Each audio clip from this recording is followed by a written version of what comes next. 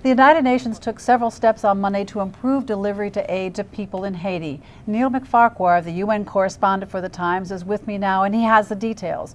How would you describe the feeling inside the UN about how well it's responded to this crisis? Well, I mean, you know, they recognize that there needs to be a system in place, that it's just such a huge task that it has to be more organized. But I guess they're sort of pleading for time because they feel like it's only been 5 days. Logistics are terribly difficult. You know, air, sea, land, all of it has been affected by the quake. The system itself, the United Nations system, has been affected by it. But you know, all the NGOs are saying you got to get it in place. You know, we need to have this working. The main problem is the airport. It all has to come through the airport. It's got one runway. And you know, it used to handle maybe 30 flights a day. Now it has to handle over 100. So they have to, you know, send some of them over to the Dominican Republic. So the port sustained heavy damage in the quake. So they're trying to fix the port because obviously they could get a lot in that way.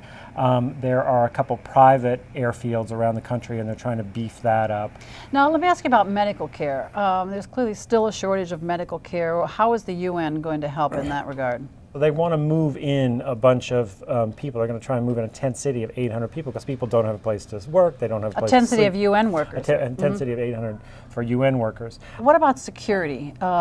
Getting more police to replace some who have been injured or killed in Haiti. What's the plan for that exactly? Well, the Haitian police have really been sort of badly set back by this. They told UN officials who were visiting yesterday they've lost about half their 4,000 member force in Port-au-Prince, so they're down to 2,000. So today, Ban Ki-moon, the Secretary General, asked the Security Council to send 3,500 more security officers, a combination of police and soldiers. They're nervous about the potential for the frustration for boiling over.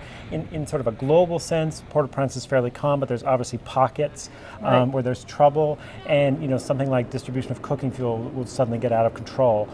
So that it's kind of they're doing it anticipating that there could be problems as people, you know, without food, water, and shelter gradually get more and more angry. But at the moment, they don't feel like there's a pressing security concern. I was interested in something you were saying earlier about concern on the part of the UN about sending too many peacekeepers in and the sort of message that sends about who's in control of Haiti. Talk about that if you would. Well, there's always been sort of a tension.